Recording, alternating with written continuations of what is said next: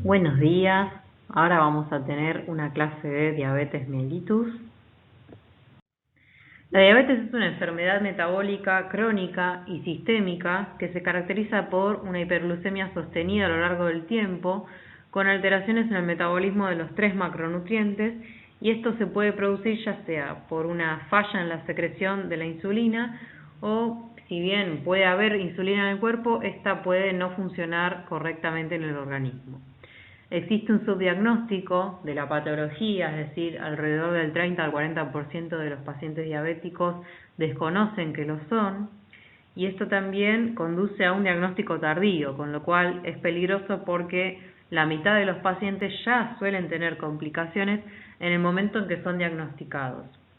Dentro de las complicaciones se encuentran la neuropatía, la retinopatía y las que tienen que ver con las lesiones en los pequeños vasos, como la nefropatía diabética, y los grandes vasos, ¿sí? La macroangiopatía diabética, que tiene un compromiso cardiovascular, es decir, se sabe que los pacientes diabéticos tienen entre 2 a 3 veces más chances de tener un infarto agudo de miocardio o un accidente cerebrovascular en comparación con las personas que son sanas, que no tienen diabetes. Esto se puede producir porque la glucemia y la insulina circulantes se van depositando en las arterias, generando alteraciones y una mayor incidencia de agregación plaquetaria, aumento del fibrinógeno circulante y alteraciones en las paredes de las arterias. En nuestro país, según la cuarta encuesta nacional de factores de riesgo, hay una prevalencia del 12,7% de glucemia elevada o diabetes por autorreporte, es decir, que las personas refieren haberlo presentado en algún momento de su vida, y 2 de cada 10 personas recibieron algún tipo de educación en diabetes. Esto es muy importante tener en cuenta, ¿sí? Es una falencia que tiene el sistema de salud respecto a la educación en diabetes, que es tan importante para prevenir complicaciones a corto y a largo plazo, y algo sobre lo que se debe trabajar. Y un 52,6%, es decir, la mitad de los pacientes están cumpliendo con algún tipo de tratamiento. La incidencia de diabetes aumentó respecto de la encuesta nacional anterior, en su tercera edición.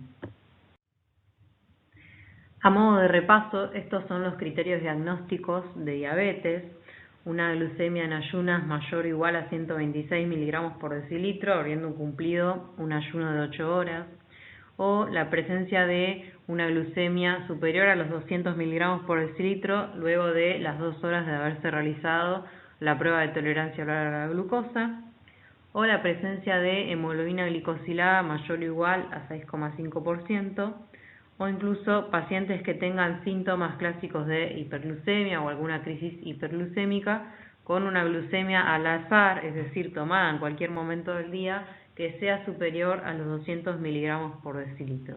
Estos criterios tienen que estar presentes en al menos 2 oportunidades. Cuando las pruebas diagnósticas no son normales, pero no llegan a los puntos de corte que vimos anteriormente, se dice que la persona puede tener una categoría de riesgo aumentado para el desarrollo de diabetes o una prediabetes. Bueno, acá vemos en este cuadro la clasificación de la diabetes.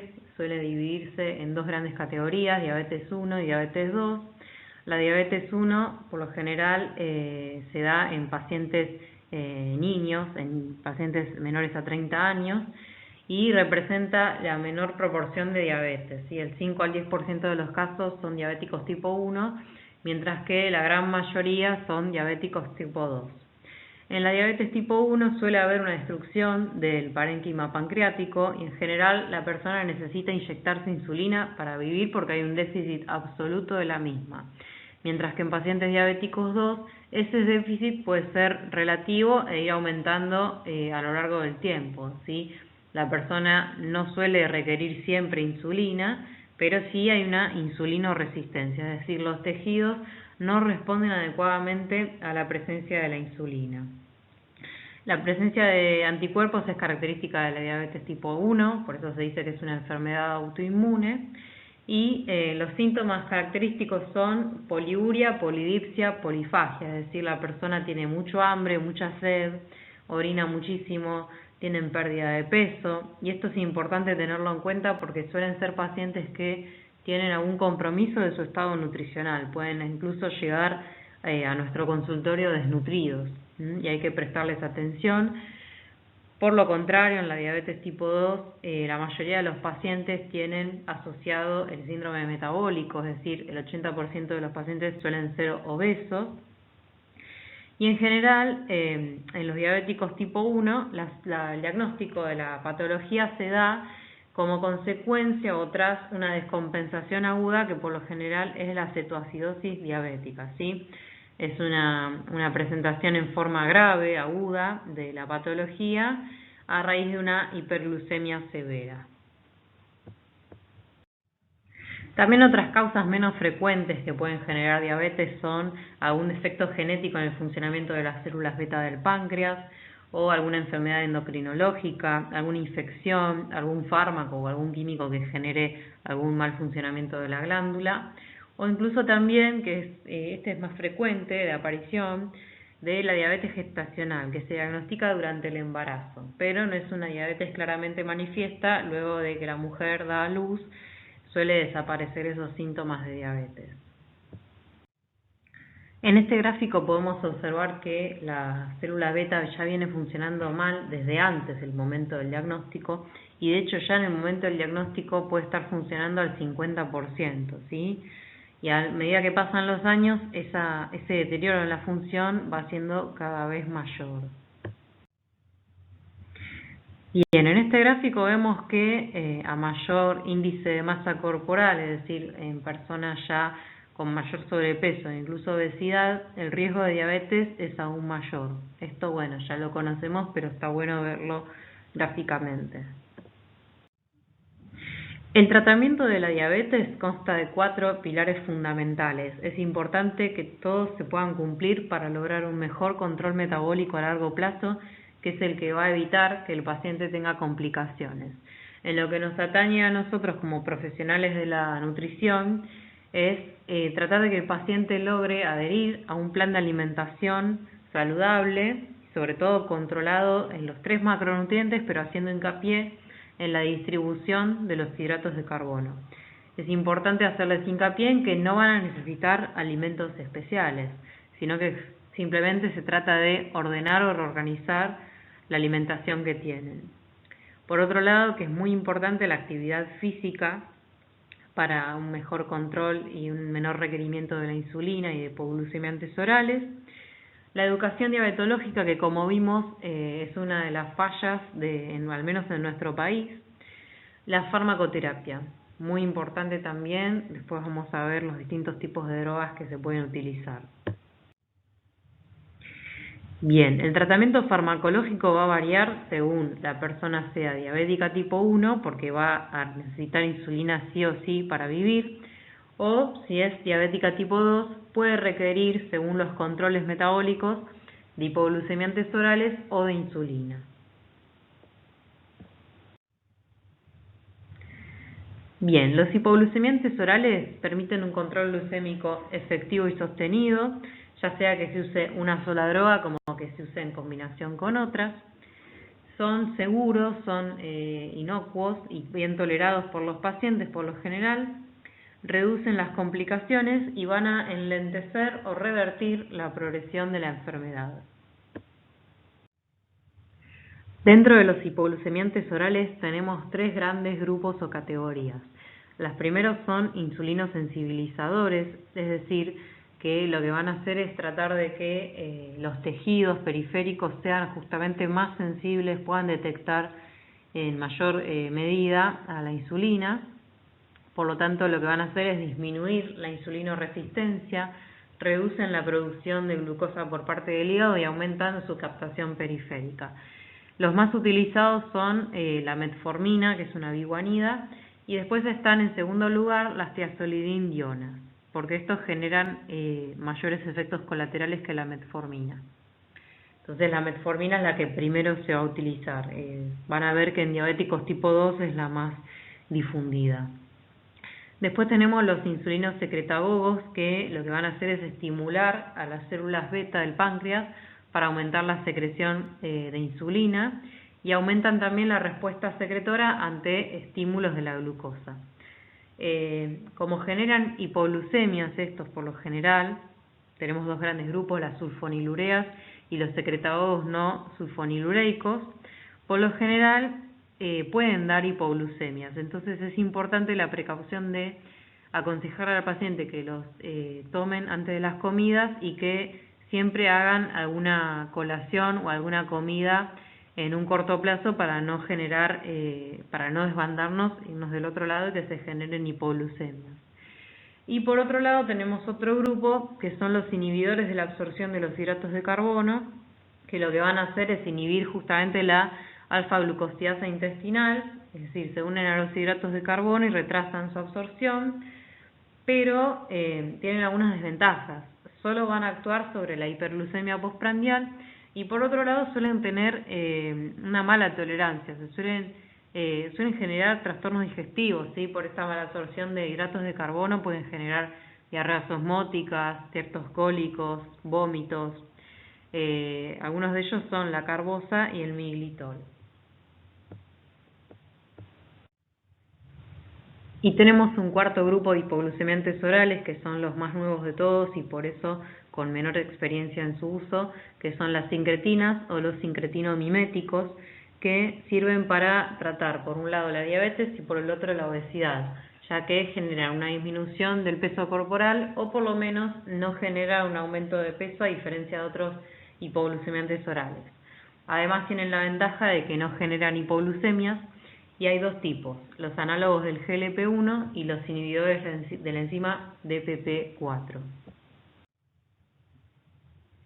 Bien, respecto de la metformina, que como dijimos era uno de los más utilizados para diabetes tipo 2, es, como dijimos, un insulino sensibilizador que reduce la absorción de la glucosa a nivel intestinal y reduce su producción hepática, con lo cual hay menor glucogenólisis en el cuerpo y menor gluconeogénesis. Aumenta el transporte muscular de la glucosa y la captación de ella por el músculo del tejido adiposo. Y lo que va a aumentar es la síntesis de glucógeno para que no haya tanta glucosa suelta. Y mejora la sensibilidad periférica a la insulina, aumentando la afinidad y el número de receptores. También, además, tiene una buena repercusión en el perfil lipídico, ya que disminuye la síntesis de ácidos grasos y VLDL en el hígado, aumenta la beta-oxidación de los ácidos grasos y reduce los niveles circulantes de LDL, triglicéridos, disminuye la esteatosis hepática. Y otra de las grandes ventajas que tiene la metformina es que no causa hipoglucemias ni aumento de peso. Como efectos adversos, sí tiene algunos síntomas gastrointestinales. Algunos pacientes refieren malestar abdominal, muchos gases, cólicos, diarrea o incluso náuseas y algún sabor metálico también. Y bueno, por lo general van a ver que siempre se suele empezar con dosis de entre 500 miligramos, 800 miligramos o incluso 1000 hasta 2500 miligramos por día, preferentemente después de las comidas, ¿sí? Pueden darse una sola vez al día o 2 veces al día. Acá tenemos las tiazolidindionas, que son otro de los insulinos sensibilizadores, es decir, que van a mejorar la sensibilidad periférica de la insulina, ya sea a través de la reducción de la producción hepática de glucosa como un aumento de su captación por parte del músculo y tejido adiposo, o sea que mejora los niveles de glucemia y de lípidos en sangre, y si bien tiene una efectividad menor a las sulfonilureas y a la metformina, no producen hipoglucemias, con lo cual esa es una de las ventajas que tienen este tipo de drogas. Como efecto adverso, lo que pueden generar es un leve aumento de peso. También puede ser en parte porque genera una retención de líquidos con edemas, que esto puede empeorar y generar insuficiencia cardíaca. A veces se puede observar anemia dilucional, cefalea, fracturas y algunos trastornos gastrointestinales también, como vimos con la metformina. Bien, respecto de las sulfonilureas, estos habíamos dicho que eran insulinos secretagogos, ¿sí? Es un secretagogo de acción prolongada, con lo cual, como genera esta secreción de insulina a largo plazo, pueden generar una hipoglucemia y por eso es que hay que tener cuidado, ¿sí? Se unen a receptores de las células beta del páncreas y los alimentos pueden interferir en la absorción del fármaco, por lo cual se recomienda tomarlos al menos 30 minutos antes de la ingesta, ¿sí? Y no tienen en cuenta el nivel de la glucosa, es decir, genera una liberación de insulina independientemente del nivel que haya de glucemia presente en ese momento, ¿no? Como efectos adversos, justamente tenemos tenemos que tener la precaución de que pueden generar hipoglucemias severas, pueden generar también cierta ganancia de peso, en algunos pacientes disfunción hepática y reacciones cutáneas, y también algunos trastornos gastrointestinales.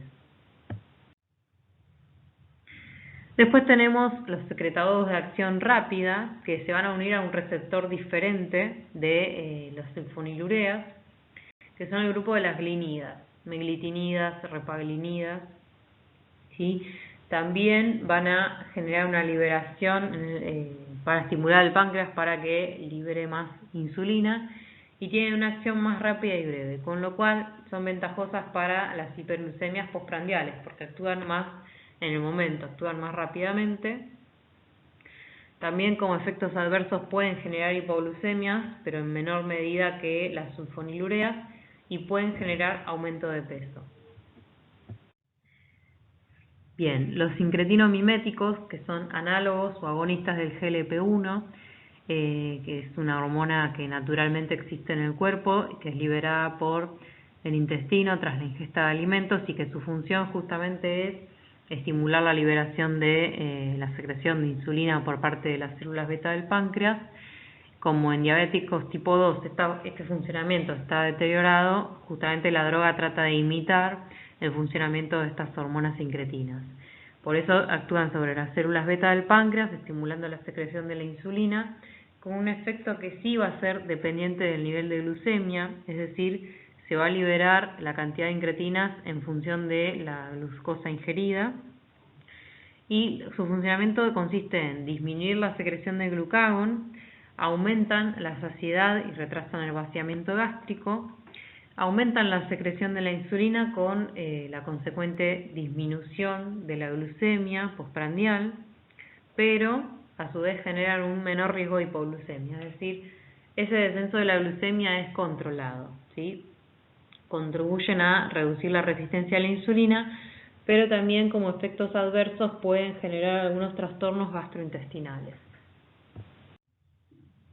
Bueno, y por último tenemos a los inhibidores de la enzima dipeptidilpeptidasa 4 o DPP4, que son unas enzimas que se encargan de inactivar a las sincretinas que vimos recién, ¿sí? Inactivan al GLP-1. Por eso los inhibidores de esta enzima justamente, ¿qué van a hacer? Van a prolongar la vida media de estas sincretinas y van a permitir que continúen estimulando a las células beta del páncreas para que sigan liberando insulina y así mantener la homeostasis de la glucemia, ¿sí? En el cuerpo, regular los niveles de glucemia, y tienen un efecto dependiente también del nivel de glucemia, al igual que el GLP-1, ¿sí? Inhiben la secreción inadecuada de glucagón, tienen poco riesgo de generar hipoglucemias y ningún efecto en el peso corporal, ¿sí? Así que está bueno su uso. Bueno, y como vimos, los inhibidores de la alfa-glucosidasa, como la ascarbosa, generan una disminución de la glucemia postprandial, por eso son útiles si hay una hiperglucemia postprandial con una glucemia basal no muy alta. El beneficio es que no generan hipoglucemia y pueden generar incluso una leve disminución de los triglicéridos por reducir justamente la presencia de hidratos de carbono simples, pero como generan tanta intolerancia gastrointestinal, por ejemplo en pacientes con colon irritable, no es recomendable su uso. Bien, después tenemos otro tipo de inhibidores, como el inhibidor del cotransportador sodio-glucosa tipo 2, que lo que va a hacer es inhibir la reabsorción de glucosa en el túbulo proximal renal y aumenta su excreción, con lo cual tiene un efecto glucosúrico y tiene un bajo riesgo de hipoglucemias y influye levemente en la pérdida de peso, ¿sí? Pero recordemos, estos inhibidores no se usan mucho, solo a fines de que los conozcan. La insulina es una hormona anabólica que es segregada normalmente por las células beta de los islotes de Langerhans del páncreas. Recordemos que en diabéticos tipo 1 es imprescindible su administración exógena para el buen funcionamiento del organismo, ¿sí? Existen dos formas fisiológicas de la secreción de la insulina. Por un lado hay una secreción basal que es continua todo el día para aquellos tejidos que consumen glucosa, y por otro lado está la secreción que tiene que ver con los picos prandiales, es decir, siempre después de cada ingesta hay normalmente una secreción de insulina, que en el caso del paciente va a haber que administrarla, como dijimos, en forma exógena a través de la inyección. Las funciones de la insulina consisten, como dijimos, que es una hormona anabólica, tienen que ver con disminuir los niveles de glucemia circulantes, disminuye la gluconeogénesis y la glucogenólisis y justamente contribuye a la formación de glucógeno por ser una hormona de síntesis, una hormona anabólica, interviene en el crecimiento, estimula la síntesis proteica, reduce la cetosis y va a contribuir a la lipogénesis, ¿sí? Inhibe la lipólisis y disminuye la hipertrigliceridemia. ¿Qué pasa con la insulina exógena? Se tiene que administrar en grandes dosis como para suprimir la producción de glucosa hepática. Y como la insulina que se administra, que se inyecta, lo hace a la forma inversa, es decir, nosotros, los pacientes diabéticos, se inyectan insulina, esa insulina que se inyecta en el tejido subcutáneo entra a la circulación sistémica y hace que los tejidos periféricos, en cierto modo, se expongan a una mayor concentración de insulina en condiciones normales. Como la insulina se encarga de justamente generar síntesis de lípidos, ¿sí? de tejido adiposo, puede haber, como se dice, un efecto lipogénico y que se acumule grasa en el tejido adiposo, en estos tejidos periféricos. Porque a diferencia de la insulina que se secreta normalmente en una persona no diabética sana, se secreta en el páncreas y de ahí se distribuye en forma pareja o más armónica por el resto del cuerpo. Pero esto en los pacientes diabéticos no ocurre. En el siguiente cuadro se trata de clasificar a las insulinas según la función que tratan de imitar en el cuerpo. Por un lado tenemos las insulinas basales, que como su nombre lo indican, tratan de imitar a la secreción de insulina basal que dijimos que existía para aquellos tejidos que dependen de la glucosa. Y por lo general son insulinas que se aplican y empiezan a actuar entre la 1 y 2 horas que se aplicaron.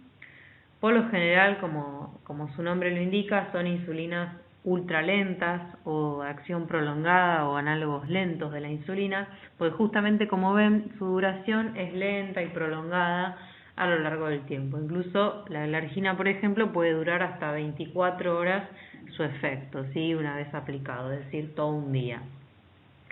Estas insulinas por lo general no suelen tener picos de acción, es decir que se van liberando en forma constante y pareja a lo largo del día, y justamente la idea es no provocar picos de acción que puedan generar hipoglucemia, ¿sí? Y por el contrario tenemos las insulinas correctoras, que se llaman así porque justamente la idea es aplicarlas en forma pareja a la ingesta, es decir, uno suele comer una comida, un almuerzo por ejemplo, y se aplica esta insulina, ¿sí? Un ratito antes de comer. Tenemos como dos grandes grupos. Por un lado la insulina rápida o corta, corriente se le llama también, que empieza a actuar entre los 30 a 60 minutos una vez que alguien se la aplica, y esta sí tiene un pico entre 2 y 4 horas de habérmela aplicado, y estas insulinas sí habría que aplicárselas entre 30 a 45 minutos antes de comer y tratar de comer enseguida, porque pueden tener como dijimos, un pico de hipoglucemia si la persona no realiza una ingesta con carbohidratos, ¿sí? Y por otro lado tenemos las insulinas ultra rápidas, ¿sí? Que son, por ejemplo, la lispro, aspártica o glulicina, que justamente son monoméricas y se absorben más rápido, por eso tienen un inicio de acción instantáneamente. A los 5 o 15 minutos de habérselas aplicado comienzan a actuar y tienen un pico más cercano a la aplicación de esa insulina, ¿sí? Es decir, a la media hora u hora y media, 30, 90 minutos, tienen su pico máximo de acción. Por eso es importante comer una comida con carbohidratos enseguida que se aplica esta insulina, ¿sí? Como ven, estas insulinas correctoras o rápidas o ultra rápidas tienen un periodo de acción más cortito que las anteriores, ¿sí? Entre 4 a 6 horas dura su efecto en el cuerpo. Lo que hay que tener cuidado con las insulinas también es que uno puede tener, digamos, una aplicación de una insulina basal y una aplicación de otra dosis en otro momento del día o insulinas correctoras. Lo que hay que tener cuidado es cuando se cruzan los efectos de ambas insulinas porque pueden generar un mayor riesgo de hipoglucemia y ahí hay que estar atento de que la persona trate de hacer alguna ingesta para no tener una hipoglucemia. En este cuadro, para que quede más gráfico, en el eje horizontal se ven las horas a lo largo del día, de 0 a 24, y en el eje vertical se ven los niveles de insulina en sangre. Como ven, la glargina y detemir, que son las prolongadas ultralentas, tienen una curva más achatada, ¿sí? Más plana, más cerca de la línea horizontal. La NPH también, pero como ven, la NPH tiene un pico entre las 4 a 8 horas aproximadamente de acción, en donde tiene como su punto más alto, ¿sí? En cambio, las insulinas más rápidas, la corriente y la aspártica o lispro, tienen picos más agudos, ¿sí? Tienen como unas subidas más rápidas y unas bajadas más rápidas también. Esto, si bien pueden generar hipoglucemia, estas insulinas corrientes o más rápidas, también tienen la ventaja de que son más flexibles en el manejo del paciente, es decir, le permiten al paciente ajustar más lo que van a comer a esa dosis de insulina o viceversa, ajustar la dosis a lo que van a comer, les da más flexibilidad, más libertad a la hora de comer y sirven mucho para poner en práctica en los pacientes que realizan conteo de hidratos de carbono. Bueno, también existen en el mercado estas insulinas que se llaman insulinas premezcladas o mezclas, bifásicas o mixtas, porque justamente combinan la acción de ambos tipos de insulina que acabamos de ver, ¿sí? Tienen una doble liberación, una insulina por un lado de acción rápida y por el otro que va a actuar para controlar las hiperglucemias postprandiales después de las comidas, y la insulina de acción más prolongada, intermedia o larga para controlar las glucemias a lo largo del día, ¿sí? Es decir, con solo un pinchazo se va a obtener la acción de ambos tipos de insulina. Se aplican previo a las comidas en 2 a 3 dosis por día, pero justamente como mezclan las acciones de ambos tipos de insulina, son menos fisiológicas y no se utilizan tanto. Por lo general se usan las insulinas que vimos previamente en forma separada. Algunos ejemplos son NPH en un 70 al 90% combinado con insulina regular en un porcentaje restante para completar el 100%, o lispro análogo protaminizado, es decir, que prolonga su tiempo de acción combinado con insulina ultra rápida, ¿sí? La duración también van a tener una duración prolongada como las insulinas justamente ultralentas y tienen picos de acción intermedios, pero como dijimos no se usan tanto. Bueno, existen dos tipos de esquema de insulinoterapia de acuerdo a la cantidad de dosis por día. Los esquemas convencionales, por lo general, consisten en 2 a 3 dosis de insulina por día, por lo general de acción lenta o prolongada en un horario fijo. La persona empieza a comer a las 2 horas, dentro de las 2 horas, mejor dicho, después de aplicada la insulina. Lo más común que se suele utilizar son esquemas de NPH antes de desayuno y cena y dosis de insulina rápida antes de cada comida.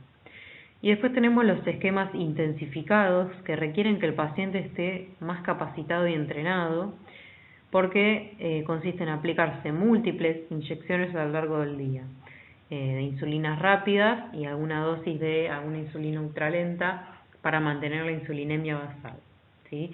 También puede utilizarse bombas de insulina, es decir, bombas donde a lo largo del día en forma continua se vaya infundiendo pequeñas dosis de insulina, ¿sí?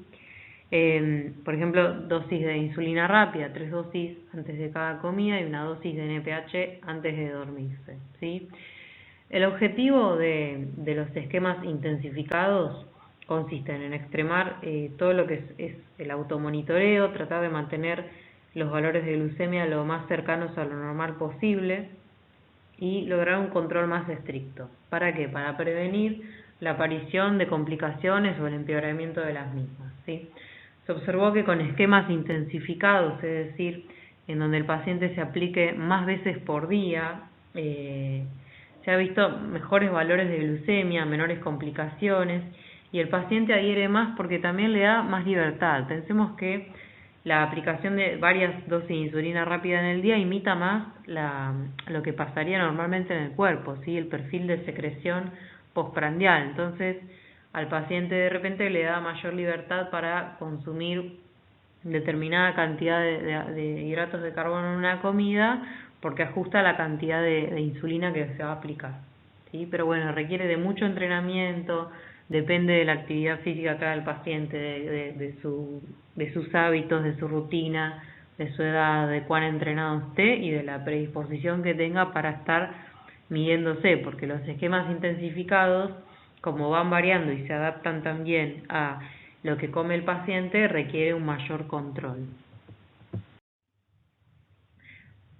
Bueno, respecto de los esquemas intensificados, lo que más se utiliza para el tratamiento es el régimen llamado insulina basal bolos, ¿sí? ¿Esto cómo es? El médico, siempre es el médico el que calcula la dosis de insulina. Nosotros no lo hacemos eso, sino que a nosotros ya nos llega el paciente con la prescripción de insulina que le determina el médico. Pero para que tengamos una idea, se calcula la dosis en general 0,5 a 1 unidad por kilo de peso, ¿sí? Esa dosis calculada, la idea es que se reparta un 50% como dosis de insulina basal. La insulina basal, recordemos que funciona, sirve para los periodos interprandiales, interingestas, ¿sí? Para mantener la glucemia constante a lo largo del día fuera de los momentos en que comemos. Y la otra mitad de la insulina que va a recibir el paciente por día tiene que ver con la insulina que se va a administrar en bolos. Los bolos tienen que ver con justamente porciones de insulina que se van a dar justamente pre-comida, previo a las comidas. Recordemos que el paciente se va a aplicar la insulina de acuerdo a la cantidad de hidratos de carbono que tenga esa comida, ¿sí? De ahí surge la dosis, ¿sí? Entonces tenemos una dosis determinada, se reparte mitad para basal, mitad para los bolos. El sistema de conteo de hidratos de carbono, como su nombre lo indica, consiste en contar la cantidad de hidratos de carbono que el paciente planea consumir y se calcula en base a esa cantidad la dosis necesaria de insulina para utilizar o metabolizar esos hidratos de carbono. Esto es muy importante porque pensemos que requiere que el paciente tenga idea de los alimentos que contienen hidratos de carbono, la composición química y cómo va a ir variando y cómo contabilizar eso en porciones, cómo traducirlo en medidas caseras, ¿sí?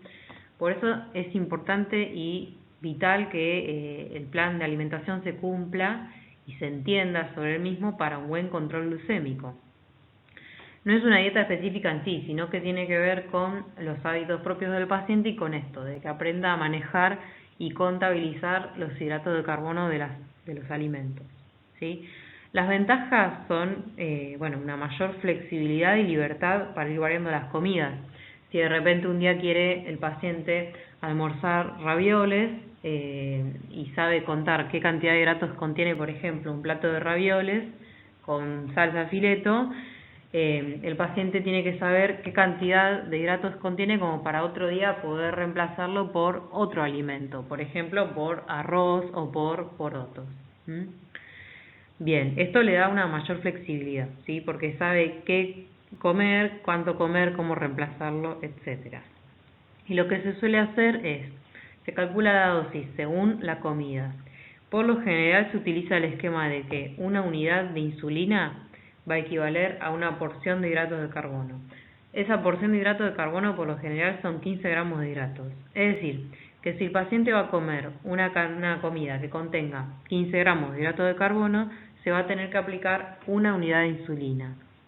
Y siempre son múltiples de 15. Si la comida que vaya a comer, por ejemplo, tiene 60 gramos de hidrato de carbono, va a tener que aplicarse 4 unidades de insulina. Y además de aplicarse las unidades según lo que va a comer, también se tiene que medir la glucemia que tiene previo a la comida y corregir en el caso de que esté excedida o alterada. Este valor también va a ser delimitado por el médico, pero por lo general se utiliza que una unidad de insulina va a servir para corregir cada 50 miligramos por decilitro por encima del valor del límite de glucemia establecido. Por ejemplo, si mi valor límite establecido por mi médico es de 200 y yo tengo 250 miligramos por decilitro, por cada 50 miligramos por decilitro por encima de ese valor, que acá serían 50, va a corresponder una unidad. Es decir, que si tengo, por ejemplo, 250, me tendría que aplicar una unidad, porque estoy 50 miligramos por encima de lo que se recomendó como límite. Pero recuerden que este esquema, este valor va a estar delimitado por el médico tratante, por el diabetólogo. Bueno, en base a todo lo que vinimos viendo, que puede resultar engorroso en un primer momento, pero de a poco la idea es ir familiarizándose con las drogas, con esto del esquema de conteo y demás. Lo importante ahora es ver el plan de alimentación en diabetes, en qué consiste específicamente. Primero vamos a definir los objetivos que tenemos para el tratamiento nutricional, o sea, qué queremos lograr en estos pacientes. Primordial, lograr un óptimo estado nutricional, asegurando la ingesta de todos los nutrientes esenciales, desde vitaminas, minerales y todos los macronutrientes. Fomentar una alimentación que sea adecuada, pero como vimos recién, individualizada y flexible, brindando la selección de alimentos lo más amplia posible y desterrando la idea de que el paciente, por ser diabético, no tiene que comer un montón de cosas. No, eso quedó desfasado en el tiempo, quedó desactualizado y de hecho es perjudicial la restricción. Lo que tenemos que buscar es mantener o lograr un peso saludable. Si está excedido, como puede ser en un diabético tipo 2, tratar de normalizarlo, de bajar ese peso, ¿sí? Si en cambio el paciente está desnutrido, como puede ocurrir en un diabético tipo 1 con mal control, tratar de aumentar de peso o restablecerlo, siempre llevándolo a un peso saludable. Otro de los objetivos, y quizás uno de los más importantes, es minimizar las fluctuaciones en la glucemia, tratar de lograr el mejor control metabólico posible a través de un equilibrio entre la dieta por un lado, la farmacoterapia, la realización de la actividad física previa prescripción médica, evitar o retrasar la aparición de complicaciones a largo plazo, tratar aquellas existentes como puede ser una dislipemia, como puede ser una nefropatía, hipertensión, etcétera.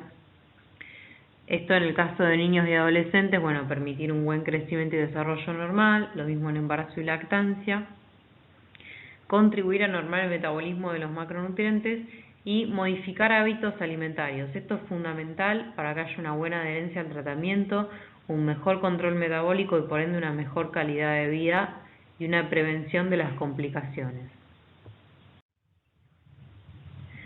El plan de alimentación, como vamos a ver, es bastante similar a un paciente que tiene que tener un control de enfermedades cardiovasculares, ¿sí? El valor calórico total, como vimos, va a depender según el estado nutricional del paciente. Puede ser un plan hipo-normocalórico o hipercalórico, según el caso. Los hidratos de carbono corresponden a una distribución armónica entre 50 y 55% del BCT, cuidando que siempre sean más de 130 gramos diarios para no generar cetosis, ¿sí? Predominantemente tendrían que ser complejos. Se puede respetar hasta un 5% tolerar de hidratos de carbono simples. La Asociación Dietética Americana, por su parte, no prohíbe el consumo de sacarosa. Lo que hace hincapié es en no exceder la cantidad de hidratos de carbono, sino respetarla porque es el principal determinante de la respuesta postprandial. O sea, la glucemia va a responder en base a esa cantidad de hidratos ingeridos. Lo que sí no se recomienda fructosa porque puede generar un aumento de los triglicéridos en sangre. Y respecto de la fibra, siempre se va a recomendar alrededor de 14 gramos cada 1000 kilocalorías por día, es decir, entre 25 y 30 gramos, siempre de predominio soluble, para mejorar el metabolismo de los hidratos de carbono, reducir la colesterolemia que puede estar aumentada en este tipo de pacientes y además la fibra también por lo general viene en alimentos que tienen una menor densidad energética, con lo cual en pacientes que tenemos que controlar el peso, cumplimos varios beneficios. Respecto de las proteínas, siempre se trata de aportar entre un 15 y un 20% o el equivalente a 0,8 gramos por kilo por día, controlando el aporte porque recordemos que estos pacientes diabéticos pueden tener un deterioro de la función renal a futuro o si es que no está instalado ya. Y respecto de los lípidos, entre un 20 y un 35% del valor calórico total, teniendo en cuenta la calidad, al igual que como vimos para prevención cardiovascular, por el riesgo de infarto agudo de miocardio y accidente cerebrovascular. Respecto del alcohol, la recomendación también es similar a la de plan para prevención cardiovascular y su consumo inhibe la gluconeogénesis, o sea que hay que tener cuidado de no consumir alcohol en ayunas porque ya de por sí genera hipoglucemias. Entonces, en pacientes diabéticos donde la homeostasis de la glucemia está alterada, hay que tener cuidado. Respecto del valor vitamínico y mineral, se debe intentar cubrir el 100% de las recomendaciones dietéticas alimentarias. Lo que sí, el cromo, cobre y zinc, como se vio que potencian el efecto y la acción de la insulina, deberían tratar de estar cubiertos, ¿sí? Respecto del sodio, tratar de no excederse de los 2.300 miligramos por día si la tensión arterial es normal, es decir, en un paciente normotenso, y limitarlo a no más de un 1,5 gramos por día en pacientes con hipertensión arterial. Hay un estrés oxidativo aumentado en pacientes diabéticos, con lo cual lo recomendable es aportar antioxidantes, por eso se recomienda aportar vitamina E, vitamina C, beta-carotenos y selenio, justamente para prevención cardiovascular, ya que los productos de glicosilación actúan como radicales libres.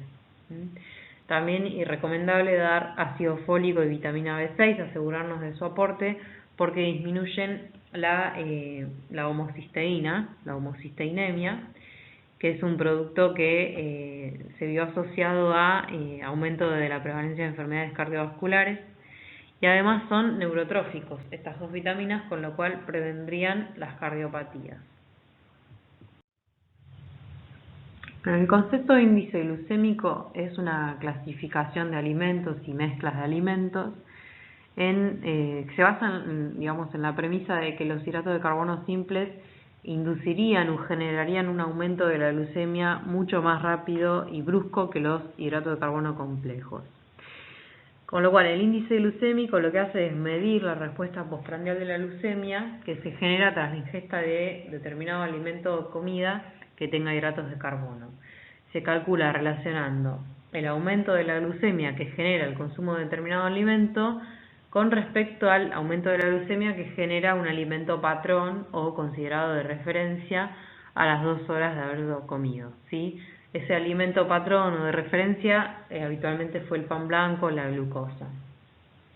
Por ejemplo, por eso ven en la gráfica la comparación entre la curva que genera un alimento patrón y la curva que generaría el alimento que queremos poner a prueba, ¿sí? Se compara el área bajo la curva. Las controversias que tiene el índice glucémico es que en realidad uno nunca come un alimento solo, sino que cuando come, por ejemplo, un plato de arroz o de pasta, siempre lo hace en conjunto con otros alimentos, ¿sí? No es que uno solo come hidratos de carbono. Entonces, la idea es que este parámetro va a estar modificado por distintas variables. Entonces, es un parámetro que está cuestionado, y de hecho lo que se observa es que en realidad hay que hacer hincapié en la cantidad de hidratos consumida, y de hecho la insulina va a ser ajustada en base a la cantidad de hidratos consumida y no tanto en el tipo de hidratos, con lo cual es un concepto que, si bien se sigue usando, cada vez más está cuestionado.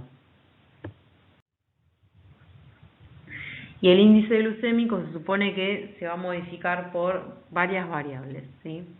Por un lado, la concentración y la solubilidad de hidratos de carbono, es decir, se supone que a mayor concentración de hidratos de carbono, determinado alimento va a tener un mayor índice glucémico.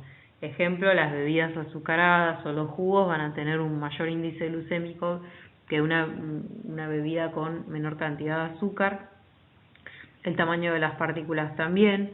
A menor tamaño de las partículas va a haber un mayor índice glucémico porque va a ser más fácilmente atacada por las enzimas digestivas. La cocción y grado de gelatinización del almidón también. Cuanto más cocido, digamos, y gelatinizado esté un almidón, se va a poder también digerir y absorber más fácil, entonces el índice glucémico va a ser mayor. La cocción y la formación de almidones resistentes, que tienen menor índice glucémico. Se sabe que si un almidón se lo deja, si un plato con almidón se lo deja enfriar y se recalienta, se genera un almidón resistente que hace que disminuya el índice glucémico. Lo mismo que si una pasta está cocinada al dente, se supone que tiene una menor respuesta glucémica que si estuviera bien cocido. La mezcla digestiva, como decíamos recién, ¿no? No es lo mismo consumir un alimento que solo contenga almidón o hidratos de carbono en su defecto, a que si está mezclado con grasas, con proteínas, con fibra. La relación amilosa-amilopectina también, y también el nivel de acidez que pueda tener una mezcla digestiva. Bueno, y algunas recomendaciones en base al índice glucémico según cada grupo de alimentos. Respecto de las hortalizas C, siempre se va a recomendar al paciente que trate de consumir aquellas que tengan más cantidad de fibra. Por ejemplo, primero el choclo, luego la batata y por último la papa. Respecto de la papa y la batata también, se van a priorizar formas de cocción en seco que generen una mayor reacción de Maillard, siempre enteros o en trozos grandes, siempre con cáscara, y que haya menor procesamiento, siempre evitando purés, licuados, sino preferir trozos grandes, cocción al horno. Respecto de los cereales y las legumbres, siempre se van a preferir integrales que estén cocidos al dente, no consumirlos solos, sino siempre mezclados con, por lo general, vegetales que aportan fibra, semillas, frutas secas, o alimentos que aporten proteínas y grasas, como carne, quesos, también la leche en algunos casos, semillas, también el arroz integral, el arroz parboilizado, que son más difíciles de digerir. Y las galletitas y panes siempre también, se van a preferir integrales y no consumirlos solos, sino siempre untados con algún cuerpo graso, con algo de proteína, como por ejemplo alguna pasta de frutos secos o semillas, con leche, con quesos, siempre también aportando algo de fibra. Por eso se sugiere que se consuman junto con frutas frescas o desecadas. Es importante en pacientes diabéticos que haya un fraccionamiento controlado en forma proporcional de los hidratos de carbono. ¿Para qué? Para que hayan curvas de glucemia más parejas, más bajas, sobre todo a nivel postprandial, y también que haya un tiempo suficiente entre ingestas para permitir que baje la curva de glucemia de la comida anterior. La idea es evitar tanto hiperglucemias como hipoglucemias. Por eso también hay que fijarse si el paciente se aplica insulina o si toma algún hipoglucemiante oral que pueda generar hipoglucemia o algún pico de hipoglucemia. Tratar de distribuir los hidratos de manera que si es necesario incluir alguna colación, sobre todo alguna colación nocturna, si el pico de máxima acción de la insulina ocurre después de cenar, es importante brindar una colación nocturna antes de acostarse, o ajustarlo según el momento del día que pueda haber un mayor riesgo de hipoglucemia. Por eso van a ver que Los hidratos se pueden fraccionar en porcentajes o en fracciones. Cualquiera de las dos opciones se puede usar, siempre ajustándolo a ver los horarios y la posibilidad de que hayan mayores hipoglucemias, ¿sí? Bien. Respecto de la selección y formas de preparación, los lineamientos van a ser similares a los de un plan de alimentación para prevención cardiovascular, como vemos según la gráfica de las guías alimentarias para la población argentina. El grupo de los cereales, legumbres, pastas, siempre van a tratar de ser integrales, hacer hincapié en esto al paciente, a que incluya vegetales en ambas comidas como para aportar fibra y contribuir a un aumento más paulatino de la glucemia. Respecto del grupo de los lácteos, hay que tratar de elegir marcas de yogures que no tengan azúcar agregada. Y respecto de los azúcares simples, va a haber que tratar de, como dijimos, limitar al 5% del BCT los azúcares simples concentrados de rápida absorción. Obviamente las bebidas azucaradas va a haber que desaconsejarlas, limitarlas. El azúcar también, bueno, reemplazarlo por edulcorante. Y respecto del alcohol, recordemos que el alcohol no solo es riesgoso solo por el riesgo que puede generar de hipoglucemia, sino además porque algunas bebidas alcohólicas además aportan azúcar. En el caso en que el consumo de alcohol sea muy difícil de disminuir en el paciente o de evitar, lo que se va a hacer es descontar del BCT el aporte calórico de esa bebida. Bien, este cuadro es bastante gráfico, es extraído de la Guía Práctica Clínica Nacional para la Prevención y Tratamiento de Diabetes 2 del Ministerio de Salud de nuestro país, en donde se hace como un semáforo de la alimentación. Esto está bueno para el paciente que quizás recién se inicia en lo que es la educación diabetológica, entonces está bueno como para con los colores seguir identificando qué alimentos se deben evitar, cuáles hay que tener precaución y cuáles pueden ser de libre consumo o quizás de un consumo más permitido. Los alimentos que deben evitarse, bueno, son aquellos que tienen grandes cantidades de azúcares simples, grasas y calorías, como, bueno, tortas, azúcares, chocolates, facturas, golosinas, mermeladas comunes, manteca, frituras, lácteos enteros, crema, etcétera. Los que se debe tener precaución son sobre todo aquellos que tienen gran contenido de hidratos de carbono complejos, aquellos que tienen gran contenido de almidón, los panificados, masas de tarta, empanadas, cereales, legumbres, arroz, pastas, y bueno, algunas galletitas, panes y demás. Y también algunos quesos que quizás tienen grasa, también, bueno, limitar la porción. Y los alimentos que en realidad nada es de libre consumo, pero bueno, como que tienen mayor changüí o mayor libertad para consumir son todo lo que son vegetales, infusiones, agua, bueno, obviamente jugos sin azúcar, condimentos, siempre y cuando obviamente acá no está la sal, pero hay que tener cuidado en un paciente hipertenso de limitar el aporte de sal, como vimos en hipertensión, pero el resto de los condimentos, si tiene buena tolerancia digestiva, se podrían usar libremente. Bien, y respecto de las complicaciones agudas, la hipoglucemia es una de las más importantes y esto es importante que lo incluyan en la educación que se hace en un paciente que recién se diagnostica de diabético. Se denomina hipoglucemia cuando los valores de glucemia están por debajo de los 70 miligramos por decilitro. Es importante la medición porque hay algunos pacientes que no se dan cuenta o sea, que no tienen síntomas, puede ser una hipoglucemia asintomática, entonces es importante empezar a medirse. Las posibles causas, que es importante su establecimiento, ver por qué ocurrió la hipoglucemia, es para justamente evitar que vuelvan a ocurrir en un futuro, pero bueno, tienen que ver con errores, ¿sí? Errores en la medicación, quizás el paciente se dio insulina de más o tomó un hipoglucemiante oral en una mayor cantidad que la recomendada, o se modificó el tipo de marca de la droga, o se cambió el sitio de inyección, y bueno, eso generó una hipoglucemia. También algún error en la alimentación, esto es muy común, que el paciente haya estado apurado y no pudo comer, o salió al trabajo sin desayunar, sin almorzar, o que se retrasó en el horario de la comida, o que haya sido una comida con menor cantidad de hidratos.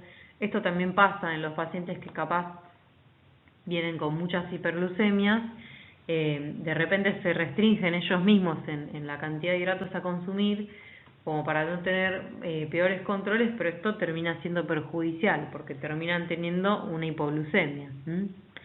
También el exceso de ejercicio físico, quizás hacer actividad física en mayor tiempo del recomendado, o no comer nada, de 30 minutos a 2 horas post ejercicio. La presencia de vómitos o diarreas que alteren la digestión y absorción de nutrientes, sobre todo nutrientes que tienen que ver con los hidratos, ¿no?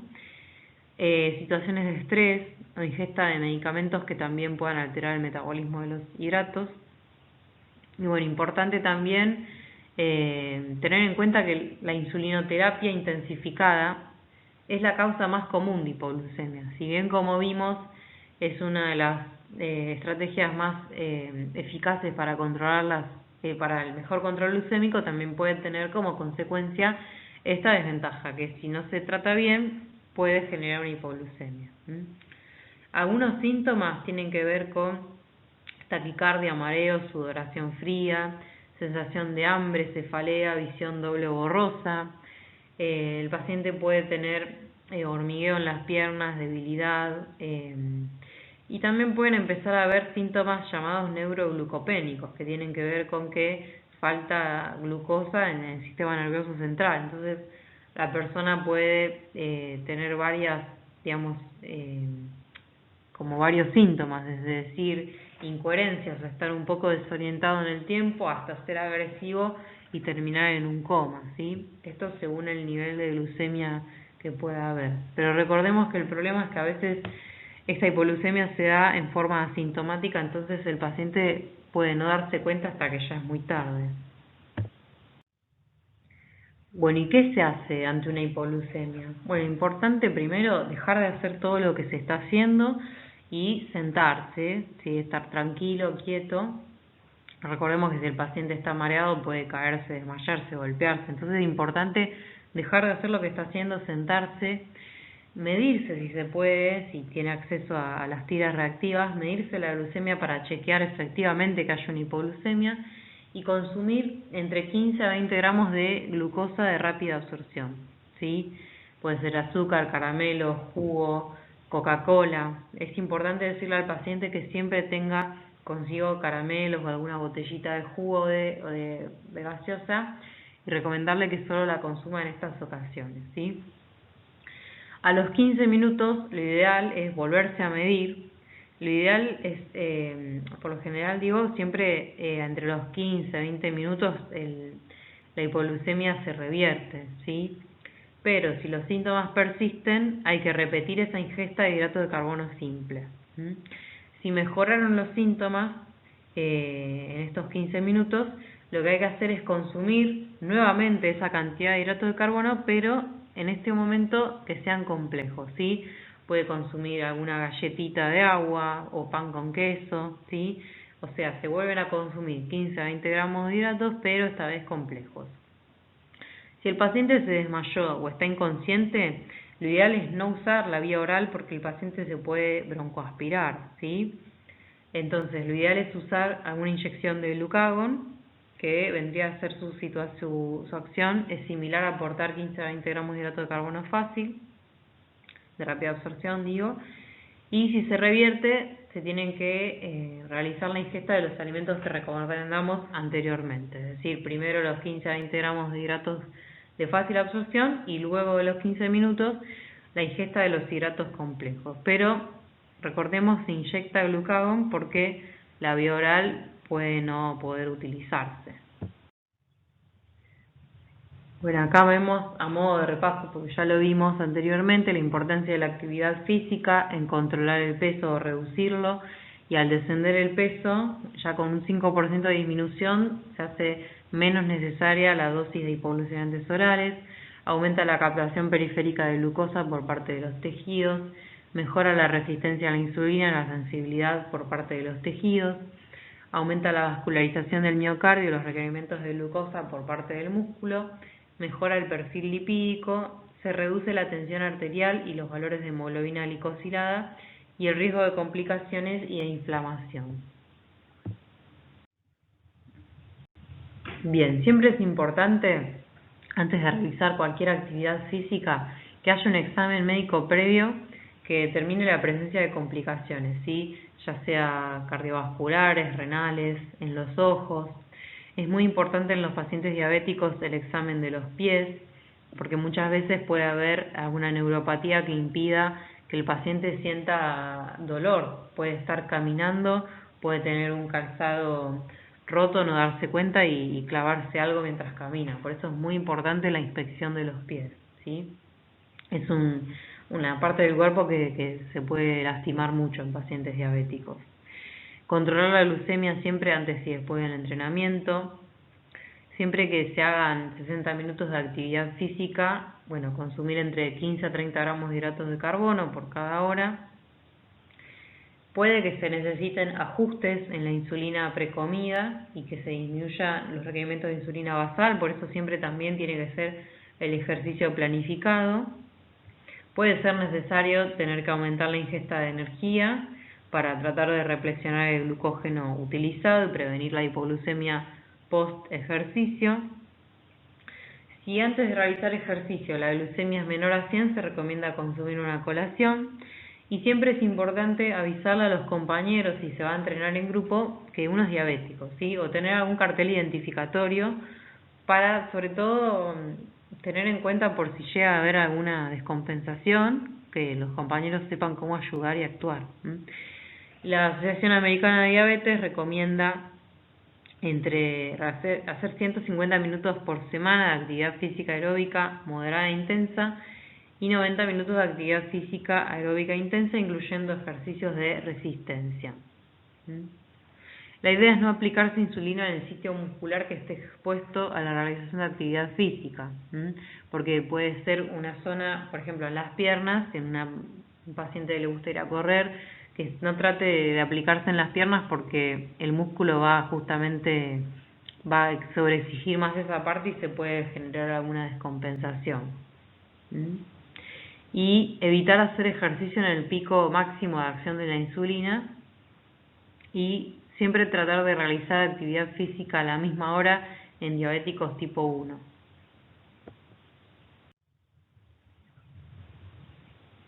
Bien, estas son recomendaciones, pero por lo general en diabéticos tipo 1, si la glucemia es mayor a 250 en presencia de cetosis hay que evitarla, y en ausencia de cetosis se tiene que hacer con cuidado, y si la glucemia es superior a los 300 miligramos por decilitro, es importante el control y la administración de insulina como para tratar de bajarla. Y si la glucemia está entre 100 y 250 miligramos por decilitro, sería un rango óptimo de realización de ejercicio. En diabetes tipo 2, el ejercicio se contraindica si la glucemia es superior a 300 miligramos por decilitro, aún en ausencia de cetosis. Estas son recomendaciones de la ADA. Bien, y respecto de la educación diabetológica, recordemos que es muy importante este pilar en el tratamiento, porque si el paciente no entiende qué es lo que tiene que controlar y hacer, no se va a poder adherir al tratamiento. Entonces, muy importante abarcar contenidos de automonitoreo, dosaje de glucosa, de cuerpos cetónicos en orina, de presencia de azúcar en orina, síntomas de hipoglucemia, cómo tratarlos, cómo identificarlos, qué hacer ante eso, cómo tiene que ser el plan de alimentación, cómo se reemplazan los hidratos, cuál es el contenido de hidratos en los alimentos, cómo son las porciones, la acción de los fármacos, el cuidado de las lapiceras, la inyección de la insulina, el cuidado de los pies, como les dije, la utilización de buen calzado, cómo actuar frente a las descompensaciones y la importancia y cuidados que hay que tener en la actividad física. Bien, el automonitoreo es muy importante, son los controles de glucemia en sangre que se hace el paciente con el medidor de tiras reactivas. Pueden diferir un poquito del valor de laboratorio, porque lo que uno hace cuando se pincha un dedo para control es medir la glucemia capilar. Lo ideal siempre puede ser, la frecuencia puede ser preprandial, es decir, 5 minutos antes de comer, y ahí se ve más que nada el funcionamiento de la insulina basal. Postprandial, es decir, 2 horas después de comer, la primera ingesta, el primer bocado, ahí se ve el accionar de la insulina correctora. Y a la madrugada, se suelen hacer mediciones a las 3 de la mañana aproximadamente, y ahí se ve la dosis basal nocturna. El automonitoreo sirve sobre todo para ver, por un lado, si estamos cumpliendo bien con el plan de alimentación, para ver si se necesita algún ajuste en la medicación, ¿sí? Y ver errores, ¿sí? Más que nada es por eso.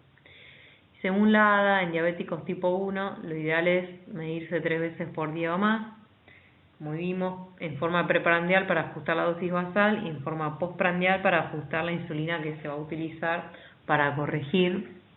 Y en diabéticos tipo 2 el control es menos estricto porque como por lo general no requieren de insulina y no hay tanto riesgo de hacer hipoglucemias, se puede estipular hasta 3 veces por semana.